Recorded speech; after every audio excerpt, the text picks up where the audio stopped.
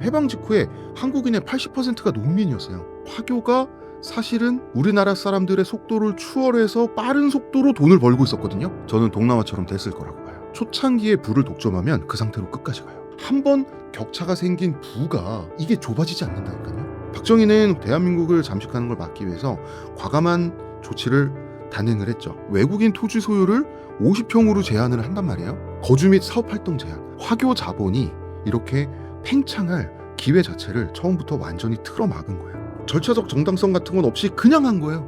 우리는 박정희가 저지른 폭력의 덕을 보고 있다. 화교들에 대해서는. 이건 부정할 수 없는 사실이에요. 우리에게 실질적인 위협이 될 수 있는 국가는 사실 그건 중국이란 말이에요. 중국의 자본이 우리나라 자본시장을 교란하거나 악영향을 끼칠 수 있는 가능성을 요새 차단을 하면 되거든요. 법은 강력한 힘을 행사하거든요.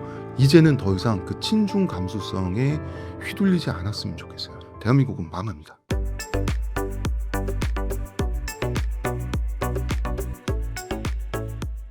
한국이 초기에 화교 네트워크의 뿌리를 차단한 것은 단순한 우연이 아니라 의도된 전략의 결과로 볼 수 있을까요? 어떻게 보시는지 궁금합니다. 저는 다시 말씀드리지만 입문을 하는 사람이니까 또 역사적으로 이걸 볼게요. 이제 먼저 결론부터 말씀드리면 당연히 의도된 거고요. 전략이란 의도된 전략이란 표현을 써도 될까요? 그냥 드립다 팼어요. 대놓고. 뭐 전략이 어디 있습니까? 중국 자본은 조선시대부터도 과거부터 유명했어요. 왜냐하면 여러분 심청전 보세요. 심청이가 공양미 300석에 팔려가잖아요. 공양미 300석 누가 냅니까? 그 중국 상인들이잖아요. 예. 한마디로 중국인들은 돈이 있었다라는 인식이 조선시대부터 아주 만연해 있었던 거죠. 그래서 왕서방이라고 하잖아요. 왕서방이라고 하면 돈은 있는 서방. 이게 왕서방인데 미국의 서부개척 시대의 철도 재벌 중에 존 머리 포브스라는 사람이 있었어요. 이 사람이 어떻게 철도왕이 됐는 줄 아세요? 오병감이라는 중국인의 하인 노릇을 하다가 이 사람 눈에 들어서 이 사람의 양자가 돼요. 그래서 8년 동안 이 사람한테 장사하는 법을 배워서 이제 하산을 한 거죠. 넌 이제 하산하거라. 그래서 큰절을 하고 자기의 조국인 미국으로 돌아가서 철도 왕이 됩니다. 이 오병감이 청나라 말기의 중국 재벌인데요. 이 정도로 그러니까 그 미국의 철도 재벌이 중국인 스승에게 장사를 배워서 미국의 철도 재벌이 될 정도로 그 중국인의 돈 버는 실력이라고 하는 것은 사실은 이거 우리나라 사람들만 느끼고 있었던 건 아닌 거죠. 옛날부터. 그래서 우리 중국인들 그렇게 부르면 안 되겠지만 짱깨라고 부르는 나쁜 표현이 있지 않습니까? 그 중국 음식점도 짱깨라고 부르고 짱깨의 어원이 뭔지 아세요? 장괴예요. 장괴. 장괴는 금고를 부르는 말입니다. 옛날에 한자로 금고를 장괴라고 해요. 그럼 금고를 갖고 있는 사람들은 자영업하는 사람들이죠. 돈을 잘 버는 사람들이죠. 그 사람들 다 중국인이었다는 뜻이죠. 우리나라에서. 그래서 사실은 짱깨라는 말은 이 장괴 하나씩 꼭 차고 있는 왕서방들, 돈 많은 왕서방들 그냥 그런 뜻이에요. 막 이렇게 존경해주는 말은 아니지만 그렇게 비하어는 아니었던 거죠. 자영업 사장이란 뜻이에요. 원래는. 지금은 비하어가 됐죠. 동남아시아를 보면 하이소, 로소로 돼 있지 않습니까? 아주 극소수의 하이소사이어티, 그 다음에 대부분의 못 사는 사람들. 이 하이소가 두 그룹으로 형성돼 있어요. 전통적인 토착 내지주, 그 다음에 화교. 동남아 음식 자체도 화교들 없이는 지금의 형태를 가질 수 없어요. 특히 태국 음식 같은 거 보면 형태를 다 중국인들이 만들어줬는데 동남아 전통 가정식 식사는 매우 단촐해요. 우리나라는 참 공교롭게도 중국 음식에 영향을 받은 한식도 있죠. 족발같이. 그러나 동남아시아처럼 음식에 있어서 거의 전방위적인 영향을 거의 받진 않았죠. 그런데 경제적으로도 마찬가지고. 해방 직후에 우리나라에 보면은 돈을 다루는 데 있어서 한국인은 아직 화교들보다 미숙했던 거예요. 왜냐하면 해방 직후에 한국인의 80%가 농민이었어요. 다시 그 농민의 85%는 가난한 소작농이어서 어떤 지식 수준이나 경제 경험이 더 없었고, 그러면 나머지 농민이 아닌 20%는 다 월급 받거나 자영업하는 사람이었냐? 그럴 수가 없잖아요. 그 중에 한 7, 8%는 어부였을 거고요. 그 중엔 나무꾼도 있고. 이런 사람들 다 합치면은 정말 90몇 %, 진짜 어떤 그런 현대 사회, 현대의 어떤 그 경제 활동 경험해보지 못한 사람들인데, 이 상태에서 화교가 사실은 우리나라 사람들의 속도를 추월해서 빠른 속도로 돈을 벌고 있었거든요. 그때 화교를 우리나라가 때려잡은 거죠. 초기에 방치했으면 지금 우리도 동남아처럼 됐을 것이라는 경고성 반응이 강하게 나왔는데요. 만약 그때 한국이 별다른 조치를 취하지 않았다면 정말 동남아처럼 경제 주권을 통째로 빼앗겼을 가능성도 있었던 걸까요? 저는 그랬을 거라고 생각해요. 저는 동남아처럼 됐을 거라고 봐요. 왜냐하면 초창기에 불을 독점하면 그 상태로 끝까지 가요. 그 격차가 안 벌어지잖아요. 자, 예를 들면 경부고속도로 때문에 호남은 영남에 비해서 강제적으로 뒤처지게 됐죠. 그래서 그 이후 수십 년 동안 호남이 힘들었잖아요. 지금도 영화나 드라마 보면 깡패들이 전라도 사투리 쓰죠. 이게 뭐냐면 미국 갱스터 무비에서 갱스터들이 이탈리아계, 아일랜드계가 많이 등장하는 거랑 똑같은 거예요. 전라도 사람이라는 게 문제가 그게 잘못된 게 아니라 경제적으로 뒤처진 환경에서 범죄자들이 많이 배출되는 거는 물리법칙 같은 거잖아요. 그죠? 그런 것처럼 경부고속도로를 그러니까 고속도로를 하나를 어디를 먼저 깔았느냐로 이 차이가 수십 년이 지속이 된 거예요. 한 번 격차가 생긴 부가 계속해서 심해질 수가 있지 이게 좁아지지 않는다니까요. 박정희는 화교 자본이 이게 박정희 시대 때 일어난 일이에요. 대한민국을 잠식하는 걸 막기 위해서 과감한 조치를 단행을 했죠. 땅을 뺐고 재산을 빼앗고 그냥 가지고 있는 것을 빼앗는 쪽으로 가버렸어요. 이게 뭐냐면 그 제주는 곰이 넘고 돈은 왕서방이 번다라는 말이 우리나라 속담에 있잖아요. 네. 제주는 여기서 곰이 누굽니까? 한국인이에요. 돈은 중국인만 버는 거예요. 1970년대 초에 박정희 정부가 외국인 토지 소유 제한, 외국인 사업 허가제 강화, 거주 및 사업 활동 제한 같은 조치를 취해요. 외국인 토지 소유 제한. 자, 자, 보세요. 외국인 토지 소유를 50평으로 제한을 한단 말이에요. 토지 소유 50평. 그 땅을 못 사는 거예요. 토지 소유 50평이면 뭐만 할 수 있습니까? 아니죠. 실거주를 해야죠, 거기서. 근데 그걸로 먹고도 살아야 되잖아요. 옛날에 오래된 중국집들 가면 홀 있고 주방 있고 뒤에 식구들 사는 그 쪽방 있잖아요. 이게 딱 50평이 나오는 거예요. 그러니까 부를 축적하고 싶어도 생각해 보세요. 그러면 이제 은행에 돈을 맡기나요? 그것도 외국인 등록제에 걸려서 은행에 돈을 이렇게 놔서 그거 하는 것도 힘든 거예요. 그럼 부를 축적을 하려면 부동산으로 축적을 해야 되는데 부를 축적하지 못해요. 왜냐하면 50평 이상의 땅을 살 수 없어요. 거주 및 사업 활동 제한. 할 수 있는 사업, 할 수 없는 사업도 정해요. 거주지도 정해요. 이거는 사실상 2등 국민 취급도 아니고 거의 조선시대 기준 노비 취급을 한 거예요. 화교 자본이 이렇게 팽창할 기회 자체를 처음부터 완전히 틀어막은 거예요. 게다가 1972년에 외국인 토지 소유 금지, 땅 투기하지 말라는 거예요. 땅으로 돈 벌지 말라. 그리고 이건 뭐냐면 외국인이 부동산을 보유하고 투자하고 중국인끼리 모이게 되면 뭐가 생깁니까? 차이나타운이 생기죠. 그러니까 우리가 관광지 목적으로 조성한 인천 차이나타운, 뭐 부산 차이나타운, 뭐 그 정도 규모 말고 정말 미국의 LA 차이나타운 그 정도 수준의 차이나타운이 되면 미국의 차이나타운은 차이나타운에서 중국인이 화교가 태어나서 죽을 때까지 영어를 한마디 하지 않고도 평생 사는 게 가능해요. 그 정도 규모와 뎁스를 가진 차이나타운이 생겨나면 그게 우리나라의 거의 한국중앙은행 정도의 파워를 가지게 될 수도 있죠. 즉 화교들이 결집하지도 말란 얘기예요. 이런 식으로 막 엄청나게 걸어놔요. 그러니까 사실은 이거는 너무 막무가내고 그냥 절차적 정당성 없이 그냥 때려잡은 거잖아요. 박정희는 그렇게 했습니다. 화교들끼리의 정체성이 한국인으로서의 정체성보다 훨씬 강해요. 화교끼리가 우리끼리예요. 그러니까 원래 짬뽕은 나가사키에서 만들어졌어요. 그런데 왜 한국인들은 짬뽕을 좋아하게 됐을까요?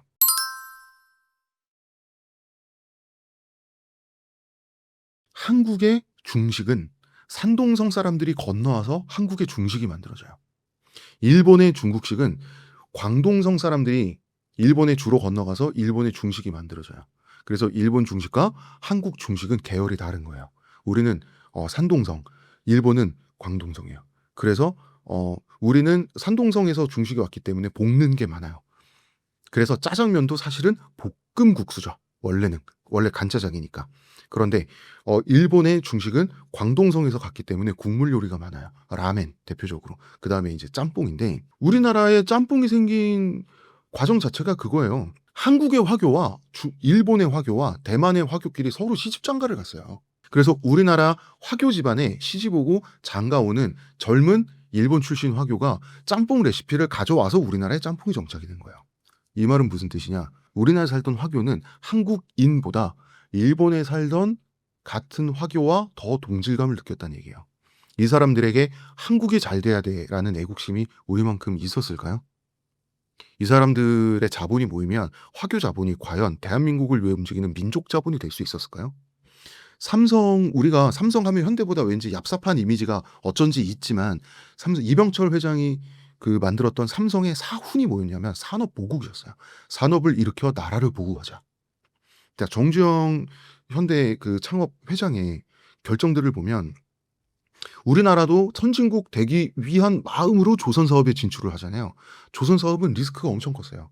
사실 망할 가능성이 컸어요.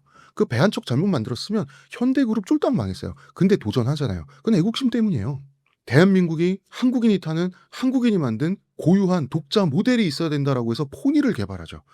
그리고 그 포니를 수출했더니 욕만 먹어. 그럼 해외에 팔아서도 욕 안 먹을 수 있는 만큼의 이 대한민국의 이 태극기를 걸고 이 현대라고 하는 우리 상표를 걸고 우리 국가를 위해서 정말 애국심을 가지고 어떤 그런 우리가 볼 때는 낡은 애국주의, 낡은 집단주의일 수 있지만 한국 기업인으로서 한국인의 한국 물건의 수준을 세계에 증명하겠어라고 하는 애국심으로부터 폭발해온 에너지가 우리의 경쟁력을 키워온 것도 사실이거든요. 화교들이 그럴 필요가 있었을까요? 동남아를 잠식한 화교 자본은 태국의 화교가 태국인이 자랑스러워할 만한 태국의 독자 자동차 고유 모델을 만들 욕망을 느낄까요?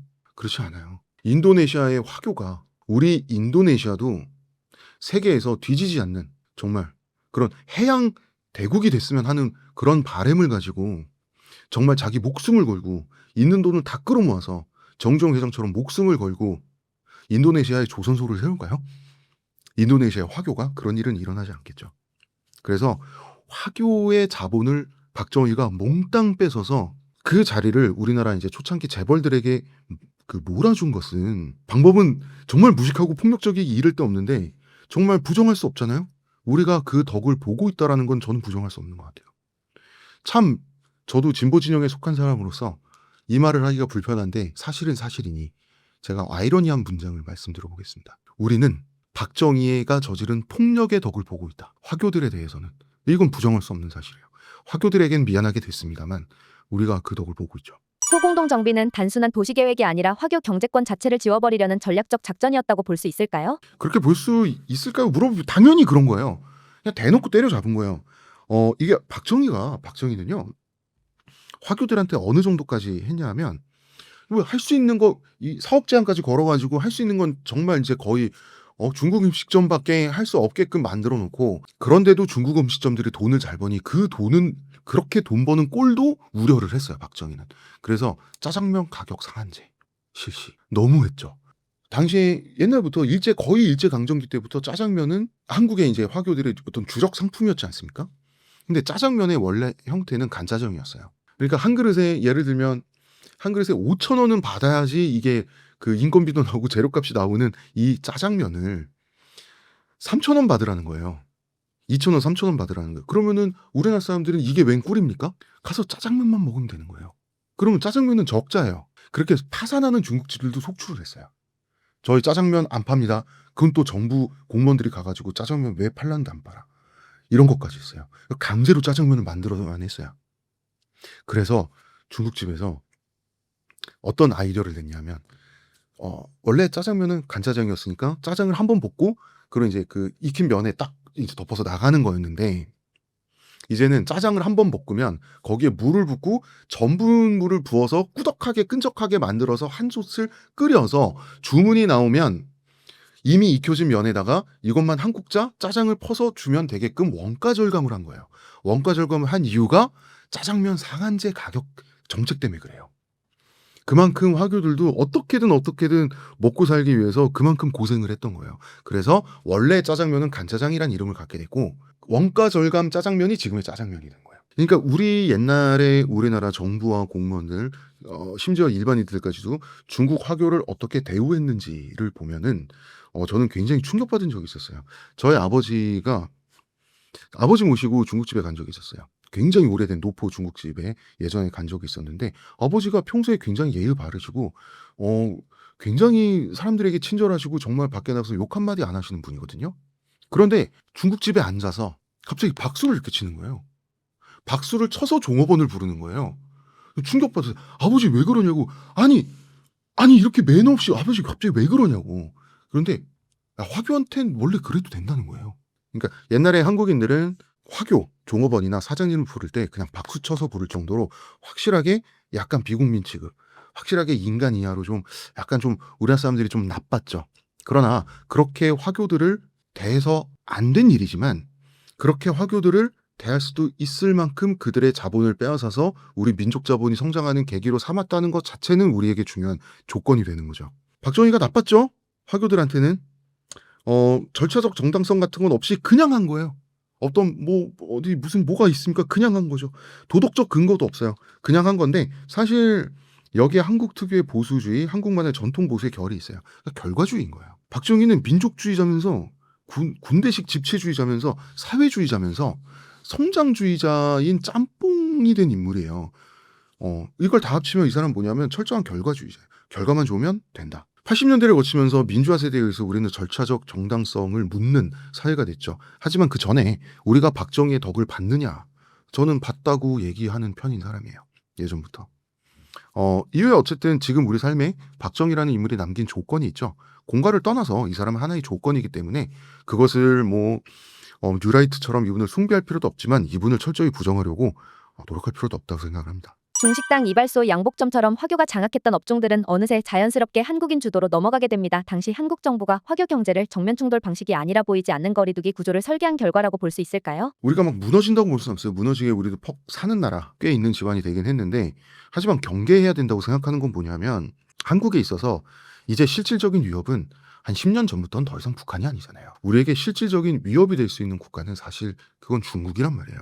오히려 지금이야말로 과거와 달리 거리두기를 통해서 중국 자본이 우리 시장을 교란하는 현상을 미리 선제적으로 우려하고 준비를 해둬야 된다고 생각을 하는데 법과 제도죠. 뭐 그 중국인들을 어떻게 할 겁니까?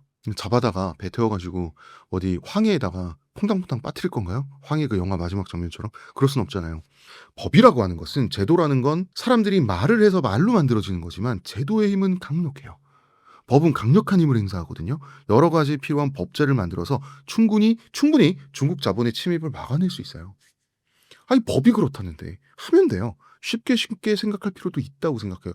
아니 법안 발의해서 그 법안 통과시켜서 그 외국계 자본 중국계 자본이 우리나라에서 어떤 그 부를 독점하거나 어떻게 보면 우리나라 어떤 부동산 시장이 됐든 어떤 시장이 됐든 우리나라 자본 시장을 교란하거나 혹은 우리에게 악영향을 끼칠 수 있는 가능성을 요새 차단을 하면 되거든요. 예. 그러라고 국회가 있고 국회의원이 있고 법제처가 있고 다 있는 거 아니겠습니까? 저는 그냥 하면 되는 문제라고 생각해요. 그런데 해야 된다고 생각해요. 이번에 굉장히 높은 확률로 민주당 정권이 탄생할 건데 그 제발 이제는 더 이상 그 친중 감수성에 휘둘리지 않았으면 좋겠어요. 정말 민주당 분들에게 바라는 바입니다. 예. 정말 저의 외침을 몇 분 들어주시지 않겠지만 정말 이제는 80년대가 아닙니다. 1980년대가 아니에요.